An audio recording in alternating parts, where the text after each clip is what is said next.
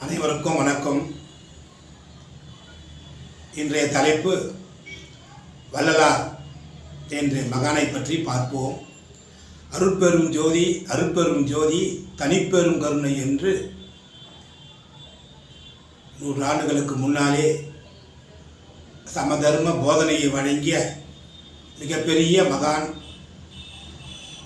வாடிய பயிரை கண்ட போதெல்லாம் வாடினேன் என்று சொன்ன மிகப்பெரிய மகான் திரு அருட்பா என்ற மிகப்பெரிய 6000 பாடல்களை நம் இனத்துக்காக, மொழிக்காக, அனைவருக்கு நல்லதுக்காக இயற்றிய திரு அருட்பா இன்றும் நம் வாழ்க்கையில் முன்னேற்றத்தை தந்து கொண்டிருக்கிறது.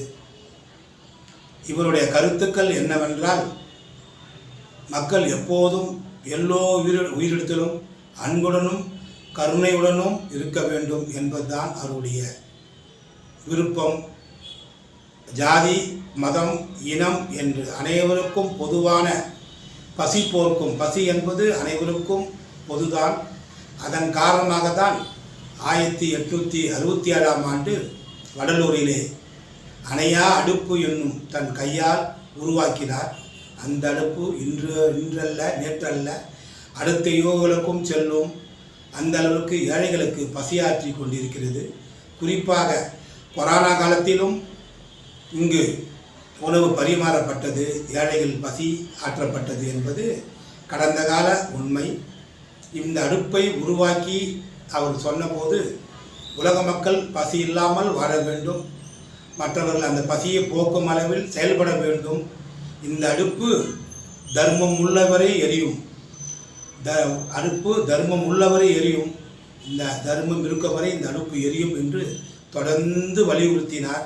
அதன்படிதான் இன்று வரை அந்த அடுப்பு மக்களுக்கு பசியாற்றி கொண்டிருக்கிறது. இவருடைய செயல்பாடு என்பது மிகவும் ஜோதி வழிபாடு என்பது இவருடைய கருத்து.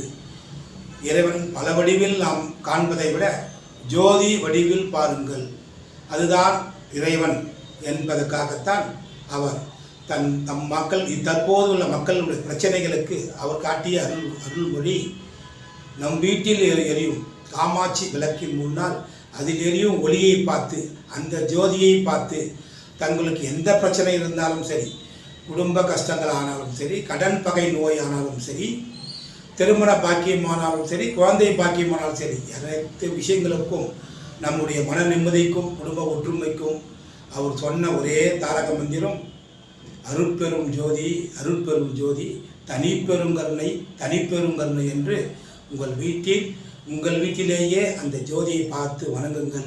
உங்கள் வாழ்க்கை வளமாக மாறும், நலமாக இருக்கும் என்று கூறி, இன்றைய கால இளைஞர்கள் தவறான வழியில் செல்லாமல் சமதர்ம பாதையில் செல்லுங்கள். தவறான பாதையில் செல்லாமல் நல்ல வழியில் செல்ல முயற்சி எடுங்கள். கடுமையாக உழையுங்கள், அளவோடு உண்ணுங்கள், முடிஞ்ச அளவுக்கு தர்மம் செய்யுங்கள்.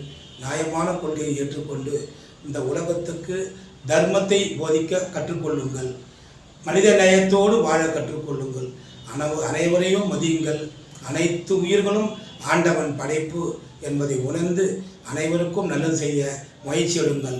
உங்கள் வாழ்க்கை மிகப்பெரிய சிறப்பான ஒரு ஜோதிமயமாக இருக்கும் என்பதுதான் ஐயாவின் கருத்து என்று கூறி, அனைவருக்கும் ஐயாவின் ஆசீர்வாதம் கிடைக்க நல்லதையே நினைப்போம், நல்லதையே நடக்கும். நன்றி.